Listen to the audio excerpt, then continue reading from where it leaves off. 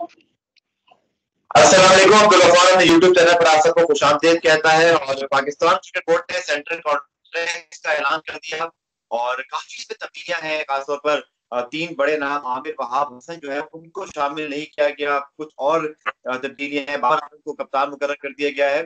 और मेरे साथ मौजूद है senior sport journalist Mirza Iqbal भाई। साथ सामने को इकबाल भाई। वालेकुम अस्सलाम अब्दुल गफ्फार।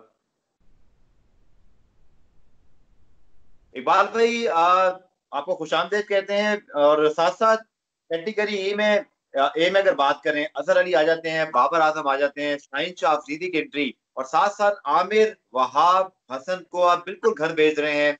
नसीम शाह और ऑब्वियसली शाहीन शाह अफरीदी पे लगता है बहुत ज्यादा इंतजार अब मिसबा करना चाह रहे हैं। सदा मिली है आमिर वहाब को टेस्ट फॉर्मेट छोड़ने की।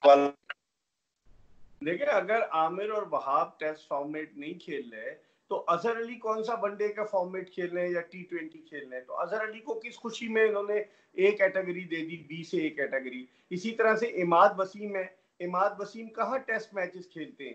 तो इसमें कुछ समझ में नहीं आता। जो क्राइटेरिया पाकिस्तान क्रिकेट बोर्ड ने खासतौर पर हेड कोच मिसबाहुल हक की कंसल्टेशन से ये सारे मामला तय पाए, जो क्राइटेरिया इख्तियार किया गया है मेरी समझ में वो समझ से बालातर है। आप देखें, बाद ऐसे प्लेयर्स को पसंद नापसंद की बुनियाद पर कॉन्ट्रैक्ट दिया गया है। इफ्तिखार अहमद की मिसाल ले लें। इफ्तिखार अहमद कौन सा टेस्ट मैचेस खेलते हैं? वो अब तक पाकिस्तान की जानिब से जो 3 टेस्ट मैचेस खेले हैं उसमें उनकी परफॉर्मेंस देख लें, 9 का उनका एवरेज, फिर 4 वनडे खेले। कौन से वो तीनों फॉर्मेट खेलते हैं? तो इसका मतलब ये हुआ कि मिसबाहुल हक ने बाज जगह पर सेंट्रल कॉन्ट्रैक्ट देते वक्त, कंसल्टेशन के वक्त बाज जगह पर अपने मंजूर नजर लोगों को नवाजने की कोशिश की है। और बाज जगह उन्होंने अच्छा भी किया है। जिस तरह से इमर्जिंग कैटेगरी में उन्होंने हारिस रऊफ को रखा, मोहम्मद अख्तैन को रखा, हैदर अली को रखा, which is a good sign. लेकिन बाज जगह पर उन्होंने इतनी नाइंसाफी की है कि समझ में नहीं आता कि इसका क्राइटेरिया क्या था। या तो ये क्राइटेरिया रखते कि उस खिलाड़ी को सेंट्रल कॉन्ट्रैक्ट देंगे जो तीनों फॉर्मेट में पाकिस्तान के लिए अवेलेबल होगा। अजहर अली तो वनडे क्रिकेट से रिटायरमेंट का ऐलान कर चुके हैं। वो किधर वनडे क्रिकेट खेलते हैं? ना वो T20 खेलते हैं। तो फिर किस बेसिस पर उनको ए कैटेगरी में ले जाया गया है? वो तो कप्तानी खुद छोड़ गए थे और फिर सरफराज को हटाकर उन्हें कप्तान बनाया गया है। मैं समझता हूं कि बहुत सारी चीजें मेरी नजर में ये थोड़ा सा बाइस्ड है और इसको पर पाकिस्तान क्रिकेट बोर्ड को देखना चाहिए। फवाद आलम जो इतने रन के अंबार लगा रहा था, कहाँ चला गया? फिर उसके अलावा डोमेस्टिक सीजन में जो इमरान बट जिसने इतने सारे रन स्कोर किए, वो कहाँ चला गया? नोमान अली जिसने इतनी विकेटें ली, वो कहाँ चला गया? उस्मान सलाउद्दीन को लेकर आए थे, वो कहाँ चला गया? समझ में नहीं आता कि पाकिस्तान क्रिकेट बोर्ड ने क्या क्राइटेरिया इख्तियार किया है सेंट्रल कॉन्ट्रैक्ट देते वक्त। कुछ खिलाड़ियों पर तो उन्होंने कुछ ज्यादा ही मेहरबानी की है और कुछ खिलाड़ियों को बिल्कुल एक किस्म का, जिसे कहना चाहिए कि दीवार से लगा दिया है। ठीक है इकबाल भाई, कैटेगरी वाइज बात करते हैं। कैटेगरी ए में अजहर अली है, बाबर आजम है, शाहीन शाह अफरीदी। और जो बाहर हुए ऑब्वियसली सरफराज अहमद को बी कैटेगरी में कर दिया गया है। और साथ साथ यासिर शाह को भी हमने उठाकर अब बी कैटेगरी में कर दिया। तो इकबाल भाई, शाहीन शाह अफरीदी एकदम से ए कैटेगरी में आना, do you think it's a good decision? देखिए, कुछ ज्यादा ही इन्हिसार कर रहे हैं शाहीन शाह अफरीदी पर। मेरे ख्याल में रफ्ता रफ्ता और उन्हें लेकर आते हैं, लेकिन अब बहुत ज्यादा रिलाई कर रहे हैं शाहीन शाह अफरीदी पे। इसमें कोई शक नहीं, बहुत टैलेंटेड क्रिकेटर है, उसने अपनी परफॉर्मेंस के जरिए इस बात को साबित किया है। लेकिन एक कैटेगरी में अचानक शाहीन अफरीदी का आना, ये कुछ समझ से बाहर है कि एकदम से आप उसको लेकर आ गए। और उस पर प्रेशर भी बढ़ेगा कि वो क्या करता है, क्या नहीं करता, कैसे परफॉर्म करता है। बाकी बाबर आजम तो आपको पता है एक कैटेगरी में थे ही। और अजहर अली की मैं पहली बात कर चुका हूं कि उनको एकदम से ले आया आप बी से ए कैटेगरी में, जबकि वो सिर्फ एक फॉर्मेट खेलते हैं, टेस्ट मैचेस। और वो रिटायर हो चुके, वो टेस्ट में वो कप्तानी तो छोड़ चुके थे वो पहले भी। तो फिर किस खुशी में अजहर अली को इतनी ज्यादा उन पर मेहरबानियां की जा रही हैं? बाद लोग कहते हैं कि अजहर अली, मोहम्मद रिजवान, इफ्तिखार अहमद, ये सब चूंकि मिसबाहुल हक का इन पर बहुत ज्यादा एतमाद है, मिसबाहुल हक के बड़े करीब है, इसलिए मिसबाहुल हक इन पर कुछ ज्यादा ही उनकी नजरें इनायत है।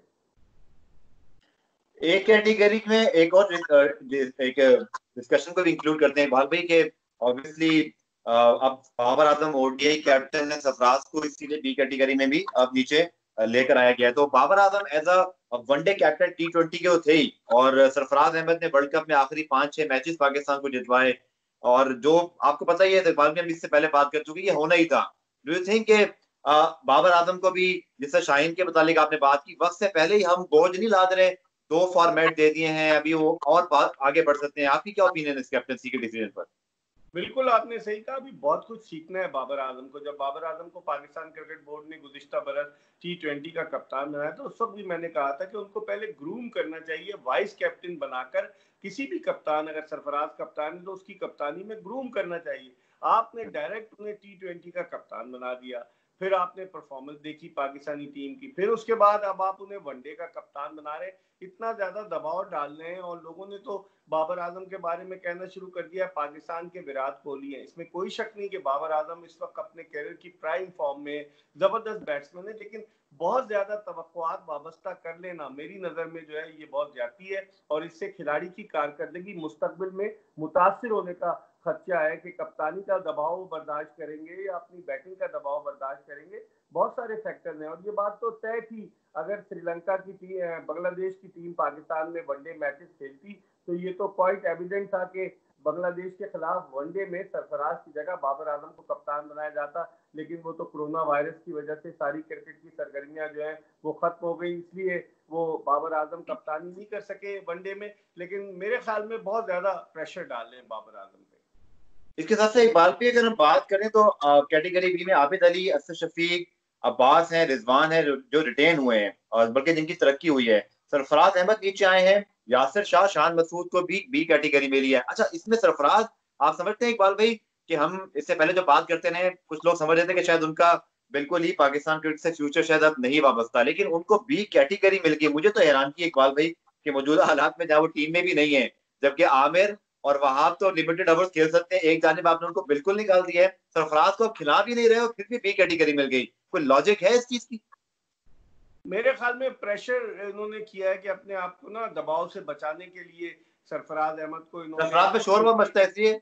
हाँ बिल्कुल आप सही कह रहे हैं कि बहुत ज्यादा शोर मचता, पहले से खबरें आना शुरू हो गई। तो मेरे ख्याल में इन्होंने सरफराज अहमद को उस दबाव से बचने के लिए उसको बी कैटेगरी में रखा है, वरना मेरे पास तो ये इत्तला थी कि उनको शायद सी कैटेगरी में रखा जा रहा है। उनको शायद जी। सी कैटेगरी में रखा जा रहा है, लेकिन ऐसा नहीं था। बोर्ड ने ये समझा, बोर्ड ने ये देखा कि भाई अगर हम अभी से एकदम से ए से उठा के सी में ले आएंगे तो और ज्यादा शोर मचेगा। कप्तानी से भी हटा रहे हैं, वनडे की T20 की कप्तानी से उनको हटाया। हशर देख लें पाकिस्तान की T20 जो सालाना रैंकिंग आई है, पाकिस्तान कहाँ खड़ा है। तो मैं समझता हूँ कि इन तमाम चीजों को मद्देनजर रखा कि बहुत ज्यादा शोर होगा, लेकिन मुझे नहीं लगता मिसबा और वकार के कॉम्बिनेशन में सरफराज अहमद अपने आप को पाकिस्तानी टीम में एक अपने लिए मुस्तकिल जगह बनाने में कामयाब हो सकेंगे। रिजवान को सरफराज के साथ बी कैटेगरी में रखा गया है। अब रिजवान जो है वो यकीनन उनको टेस्ट भी जवाब बनाएंगे कि बी कैटेगरी उसकी जो कैटेगरी है सेंट्रल कॉन्टेक्ट की, तो इसलिए उसको जो है वो टेस्ट भी खिलाएंगे और वनडे भी और T20 भी। तो समझ में नहीं आ रहा, बहुत सारी चीजों को इन्होंने जैसे छुपाने की कोशिश की है, कैमोफ्लैज किया है कि सरफराज को रख दिया हमने बी कैटेगरी में, शोर ना मचे। फवाद आलम कहाँ चला गया? फवाद आलम तो टीम के साथ था, वो जो श्रीलंका के खिलाफ टेस्ट सीरीज में भी पाकिस्तानी टीम में सिलेक्ट हुआ। इकबाल भाई, क्या फिर उसको फेस ऑफ के लिए लिया था? उसको खिलाया भी नहीं, उसको स्क्वाड में रखा और उसके बाद अब सेंटर कॉन्ट्रैक्ट में भी नहीं। क्या करे फवाद आलम? क्या अपना बोरिया बिस्तरा गोल करके अपना बल्ले फेंक दे, तोड़ दे? क्या करे? क्या सरफराज अहमद, सॉरी फवाद आलम, इतनी परफॉर्मेंस के बाद भी अगर वो सेंटर कॉन्ट्रैक्ट में भी नहीं है, जबकि आप शामिल कर लेते हैं इमाद वसीम को भी, फखर जमान नहीं चल रहे, आपने उनको भी बीसी कैटेगरी में रखा हुआ है, हारिस सुहेल बी कैटेगरी में, हालांकि वो तीनों अभी ऑस्ट्रेलिया में वो स्ट्रगल कर रहे थे। इसके साथ साथ शादाब खान सिर्फ लिमिटेड ओवर्स के प्लेयर हैं, वो बी कैटेगरी में मौजूद हैं। बस डोमेस्टिक क्रिकेट बंद कर देते हैं ना इकबाल भाई, क्या जरूरत है फिर पीएसएल, जो कि ऑब्वियसली हम सब उसको बड़ा अप्रिशिएट करते हैं, लेकिन डोमेस्टिक के परफॉर्मेंस का क्या कसूर है?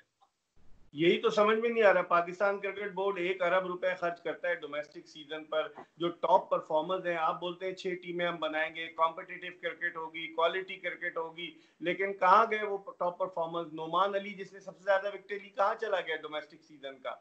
जफर गौहर बड़ा अच्छा बॉलर है, कहाँ चला गया? फिर इसके अलावा आप आए इमरान बट जिसने इतनी अच्छी परफॉर्मेंस दी, वो कहाँ चला गया? अम्माद बट वो कहाँ चला गया? फिर फवाद आलम जो इतना अच्छा परफॉर्म करता चला रहा है, जिसको खिलाए बगैर आपने कॉन्ट्रैक्ट भी नहीं दिया, तो इसका मतलब है कि आप इफ्तिखार को आप लेकर आ रहे हैं। 29 साल की उनकी उम्र है, लगते नहीं वो 29 साल के, सितंबर में वो 30 साल के होंगे। 2015 से इफ्तिखार खेलने, क्या निकाल लिया आपने इफ्तिखार से? टेस्ट और वनडे में, और आप उसके बावजूद इफ्तिखार को लेकर जा रहे हैं। 3 टेस्ट और 4 वनडे खेले इस दौरान, वो 2015 से अब 2020 आ गया, सिर्फ T20 वो 8 खेले। तो आपने उनसे क्या निकाला? इसका मतलब है कि आप 22 रहे, उनकी आप रन उठाकर देख लें कि किस तरीके से उन्होंने रन स्कोर किए हैं, उनका एवरेज उठाकर देख लें, बिल्कुल टोटल फेलियर है। टेस्ट मैचेस में भी, वनडे मैचेस में भी, T20 मैचेस में अलबत्ता 8 T20 मैचेस में उन्होंने 166 रन बनाए। अगर इस परफॉर्मेंस की बेसिस पर आप एक खिलाड़ी को सी कैटेगरी में ला रहे हैं तो फवाद आलम का क्या कसूर था? कोई पूछे ना पाकिस्तान क्रिकेट बोर्ड के अरबाब इख्तियार से कि फवाद आलम सी कैटेगरी के लायक भी नहीं रहा और आप अपने मंजूर नजर लोगों को नवाज रहे हैं। ये क्या है? अब मिसबा उल हक कहते थे यूटिलिटी क्रिकेटर है इफ्तिखार अहमद। इफ्तिखार अहमद की अगर बॉलिंग देखें तो 1 विकेट उनकी टेस्ट में, 1 विकेट उनकी वनडे में, T20 में कोई विकेट नहीं। आप किस बेसिस पर लेकर आ रहे हैं? I have nothing against Iftikhar, अच्छा प्लेयर है, लेकिन अगर आप परफॉर्म नहीं कर रहे तो आप किस बेसिस पर इफ्तिखार को लेकर आएंगे? कोई सवाल पूछे ना पाकिस्तान क्रिकेट बोर्ड से कि आपने क्या क्राइटेरिया रखा है? सी कैटेगरी पे दो बाकी नाम एक बार भी बता दूं, फखर जमान है, इफ्तिखार अहमद, इमाद वसीम भी मौजूद हैं, इमामुल हक की तनज़्ज़ुली हुई है, साथ साथ नसीम शाह और उस्मान शिनवारी को भी सी कैटेगरी में जगह मिली। आई थिंक इन दोनों फास्ट बॉलर्स में से खासतौर पर शिनवारी की तो मुझे खुशी है जाती तौर पर कि उसने परफॉर्म किया था वर्ल्ड कप में भी, उसको जगह नहीं मिली। लेकिन अगर सी कैटेगरी में हम देखते हैं, इमामुल हक को नीचे कर दिया गया है, फखर जमान आपने जिक्र कर दिया, इमाद वसीम के मुतालिक क्या कहेंगे सर? देखिए, इमाद वसीम को भी ये सिर्फ वनडे मैचेस और T20 खिला रहे ना, वो टेस्ट तो खेले नहीं, तो इमाद वसीम को भी रखा है। तो इसमें मतलब Pakistan cricket board central contract देते वक्त कंफ्यूज नजर आ रहा है। एक तरफ आप आमिर और वहाब को इस बेसिस पर बाहर कर रहे हैं कि वो तीनों फॉर्मेट के लिए अवेलेबल नहीं है, तो वो नहीं खेलेंगे, हम वो इस काबिल नहीं कि तीनों फॉर्मेट चूंकि नहीं खेल रहे तो हम उनको बाहर कर रहे हैं। तो इमाद वसीम टैलेंटेड क्रिकेटर है, लेकिन वो तो टेस्ट खेलता ही नहीं है। अजहर अली की मैंने बात की कि अजहर अली वनडे और T20 कहाँ खेलते हैं। आपने इन लोगों को रख लिया है, तो इसका मतलब है कि आप जब सेंट्रल कॉन्ट्रैक्ट अवार्ड करने जा रहे थे तो कहीं ना कहीं आपसे कोई ना कोई गलती जरूर हुई है, जिसकी वजह से आपने रखा है। अब हारिस सोहेल को भी आपने रख लिया है बी कैटेगरी में। हारिस सोहेल रेगुलर मेंबर हैं पाकिस्तान की T20 टीम के, ये भी क्वेश्चन मार्क है। Sir even even Asad Shafiq जो बी कैटेगरी में है, I think Asad is very lucky, performance नहीं है कुछ अरसे से, लेकिन जहां टेस्ट फॉर्मेट को वैल्यू देने की बात होती है तो इकबाल भाई एक तो Asad Shafiq I think lucky, इस पे आप क्या कहते हैं, आपकी क्या राय है?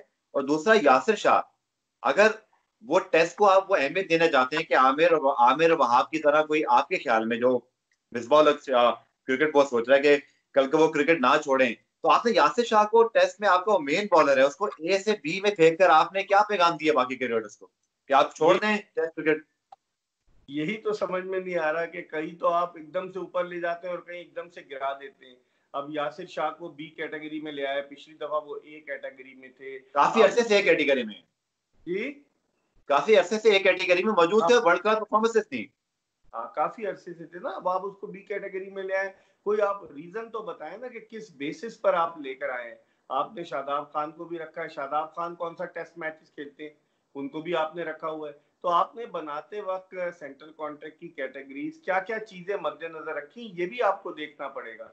असद शफीक की आपने बात की, वाकई में असद शफीक बहुत लकी है। असद शफीक ना वनडे की टीम में कभी आते हैं कभी नहीं आते, T20 में तो है ही नहीं, तो उनको भी उन्होंने सेंट्रल कॉन्ट्रैक्ट में रखा है। कहा एक वक्त आ रहा था कि असद शफीक कप्तानी करेंगे पाकिस्तान की, लेकिन अचानक अजहर अली आ गए। मैंने पहले भी आपको कहा कि मिसबा को अजहर अली पर बहुत ज्यादा एतमाद है, इसलिए अजहर अली को मिसबा ही लेकर आए थे, मिसबा ही ने कप्तान बनवाया था। आपको याद होगा जब मिसबा जा रहे थे तो अजहर अली को टेस्ट का कप्तान बनवाया था। तो समझ में नहीं आता, पसंद नापसंद की बुनियाद पर अगर आप इस तरह से सेंट्रल कॉन्ट्रैक्ट अवार्ड करेंगे तो आप इस बात की तवक्को न रखें कि पाकिस्तानी टीम जो है वो कामयाबी की मनाजिल तय करेगी।